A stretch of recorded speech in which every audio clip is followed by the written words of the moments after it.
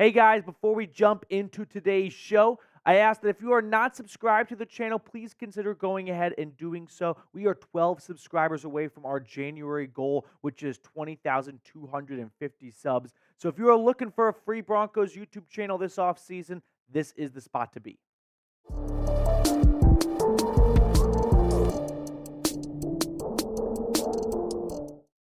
Let's talk about the Broncos moving all the way up to the number one overall pick potentially to draft the QB of their future. Welcome into the Broncos Breakdown by Chat Sports. Matthew Peterson here, reacting to what's a pretty juicy report, in my opinion, from a trusted Broncos media member, Cecil Lammey. He tweeted out just yesterday, there is belief by many in the scouting community that Sean Payton has something cooking for the early portion of the NFL draft. People I trust do not see Denver waiting for a falling quarterback. These evaluators believe the Broncos will make a big move up for a QB. Now, Cecil Lammey is not some random Joe on Twitter. Like, he's done a great job of following this team. So if he's going to say something, I don't think he's just trying to throw shit at the wall and see if it sticks. Now, he also followed that tweet up with this. It's all buzz, of course, but the Shrine is where serious go to kick off the draft season. The NFL thinks Payton is going to move up no matter what. Don't ask about compensation. Some think it won't matter because Sean Payton won't wait on a QB. He wants his guy now. So let's talk about the possibility of Denver moving up, whether that's all the way to number 1, number 2, number 3. And then after that, we'll talk about whether or not it's a good idea to move up and who they could be targeting after trading up all the way towards the top of the board. But let's first begin this conversation by discussing what would it cost to move up. Because I think you don't want to put the cart in front of the horse here and just start looking at Caleb Williams without taking into account what it might cost to move up to number 1. So in my eyes, here are Denver's top assets for 2024. They got their own first-round pick, they got a third-round pick, and then you've got 4 pretty enticing players: Pat Surtain, Jerry Jeudy, Courtland Sutton, and Garett Bolles. Now, you can always trade away future firsts as well, but for 2024, these are Denver's top 6 trade assets. Now, the Broncos are currently on the outside looking into the top 10, right? They have the 12th overall pick, so in order to jump all the way from 12 to 1, not only do you have to find a trade partner in the Chicago Bears, but you also have to find a team that is willing to not select a quarterback. And I don't know if you're going to find that in the Bears, the Commanders, or the Patriots. Sure, you can make phone calls, you can make great offers, but if the Bears are dead set on getting a new quarterback because the new regime that didn't draft Justin Fields wants to change it up at QB, and if Washington with the new head coach wants to draft a quarterback as well, and the Patriots are definitely not running it back with Mac Jones, you have to find one of these 3 teams, or the Cardinals. I don't think the Chargers are going to want to make a move with you. Interdivision trades do not happen very often. And then we move on to the Giants, Titans, and Falcons. But I don't think any of those top 3 QBs are likely going to be available at that stage in the draft. So let's focus on moving all the way to the top 3. And let's begin with the first overall pick. And if you're wondering what it costs to move up to number 1, I think last year's trade serves as a good blueprint for what it costs to go from 9 to 1. Now, Carolina Panthers gave up a first, a second in 2023, a 2024 first rounder, a 2025 second rounder, and DJ Moore. 2 firsts, but one's a pick swap, so we'll call it 1 additional first, 1 second, or 2 seconds, and DJ Moore. And that was to go from 9 to 1 for a quarterback that does not have as high of a grade as Caleb Williams or Drake Maye does. So every single quarterback class is different, and every single first overall pick will have a different price based on how valued the QBs are. So if I'm taking a swing at what it might cost Denver to move up to number 1, it's going to cost you more than it cost Carolina because they only had to go from 9 to 1. We're talking about going from 12 to 1. So brace for impact. This is going to get ugly. We're talking about a first-round pick swap this year. That's just an obvious thing. Denver can also toss in their third-round pick in 2024. That's not nearly enough, of course. A 2025 first and second. So now an additional first, a second, and a third. And I think it's 2 players. It cost the Panthers just DJ Moore, but DJ Moore is better than Jerry Jeudy. Jerry Jeudy's got 1 year left on his rookie contract, so I think you might have to toss in a Quinn Meinerz as well. Just like how Denver had to give up 3 players to get Russell Wilson, it might cost 2 players to go from 12 all the way to 1. The Bears need some help on the offensive line, especially on the interior. Jerry Jeudy could provide some help for Caleb Williams, or I guess Justin Fields at this point. I know that's a lot, but that's the price of doing business. If you want to jump from 12 to 1, it's not going to cost you an arm and a leg. It's going to cost you your entire body. And this is an entire body. Now, if you think that's too much, I've got another trade idea. What about this? The Broncos go from 12 to 1, and they pick up a 4th-round pick in exchange for a 2025 second-rounder, because the Broncos don't have a second-round pick this year, and Pat Surtain. I think Patrick Surtain by himself is worthy of a first and a player like Jerry Jeudy in a 2025 first going to Chicago. So, I'm not quite sure what to make of either of these two trades in terms of which one is more accurate, which one is more fair, which one you guys would like more. But which trade would you do? This first trade with Jerry Jeudy, Quinn Meinerz, a future first and a second and a third, all for the number 1 overall pick? Or would you do the Patrick Surtain trade? Talking swapping first-round picks this year, a future second, and the best cornerback in the National Football League in my eyes. I'm going to have a hard time agreeing on any trade involving Patrick Surtain. I don't think the Broncos have any interest in moving on from Patrick Surtain, and I just believe draft picks are great, but ultimately you hope to draft players like Patrick Surtain. Actually, you hope to draft players 80% of as good as Patrick Surtain. When you hit on a pick like Denver did with Pat Surtain, trading him away just to try and draft another cornerback so you can run it with Damari Mathis and re-sign or Riley Moss, that just sounds like a disaster. I don't see how your football team gets better because of that. So I'm not interested in trading PS2. I could get around the first trade, a future first, a second, a third, Jeudy and Quinn Meinerz. I think Quinn Meinerz might be the toughest pill to swallow because I just think he's an awesome football player, but I don't want to move on from PS2. Now, if the Bears are not interested in moving on from the first overall pick, which is a very likely scenario, by the way, what about moving all the way up to number 2? In this trade projection, I've got Denver and Washington swapping first-round picks this year, and the Commanders pick up, simply put, 2 additional firsts. No player swaps, nothing like that, just first-round pick swap this year and our first in 2025 and our first in 2026. Now, the blueprint for this trade might be similar to the Trey Lance trade we saw go down a few seasons ago, where the 49ers got the 3rd overall pick from the Dolphins, who coincidentally were also the 49ers were coincidentally at the number 12 overall pick, and it cost them a 2021 3rd-round pick that year and 2 future firsts. So to go from 12 to 3 a few years ago to get Trey Lance, it cost first-round pick swap, 2 additional firsts, and a 3rd-round pick. So that last trade projection was even missing a 3rd rounder that might be deemed too light.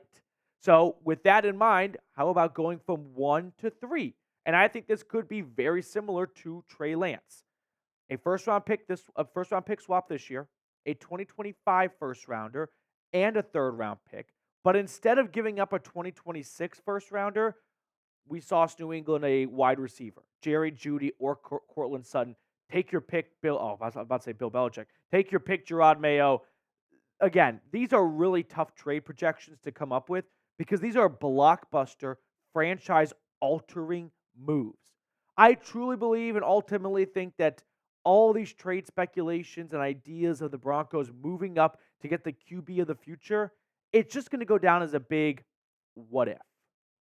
Often we hear years later stories from former players that started their own podcast and they bring on their old teammates, and you hear some juicy story about, did you know that one time we were so close to trading for this guy? Like back in 2015, the Broncos were super close to trading for Cleveland Browns left tackle Joe Thomas. Ultimately, the deal fell through at the last moment, and it didn't happen. There are so many trades that almost happened. Russell Wilson almost went to the Washington Commanders. Oh, no, Cleveland Browns, I beg your pardon. Ultimately, it didn't happen. So, to me, this will go down as a big what if. I just don't see how Denver can find a team in the top 3 that want to move down all the way to 12, and the Broncos have enough to offer them to make it worth their while. It just seems like way too big of a jump when you need a dance partner. And I think the Bears, the Commanders, and the Patriots all want to take a quarterback, and this is the year to do it. So with that in mind, what about trading up between picks 4 and 12?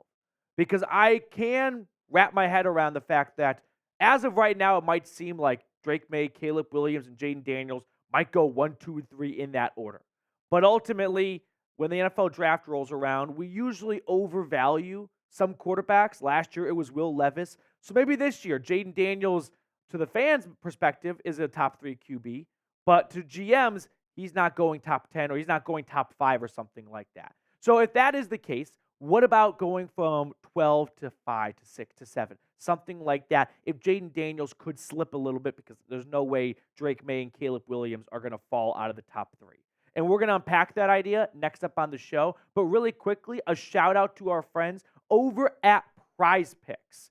Thanks to Prize Picks, I had an absolute blast taking in all the playoff football games, but it is not done because we got the Super Bowl coming up, and I know everyone watching right now is going to be pulling hard for the 49ers. So if you want to put some skin in the game and you want to turn $10 into $250, well, Prize Picks is super user-friendly and simple. All you do is pick 2 to 6 players, choose more or less on their projected stats. Now, Prize Picks is also running an awesome deal for Broncos country, and I'm not too fond of taking the more on Patrick Mahomes, but when it's a half a passing yard, that's too good to pass on. I'll also take the more on Isaiah Pacheco at half a receiving or rushing touchdown, and then finally, I like the more for Christian McCaffrey's receiving yards at 35.5.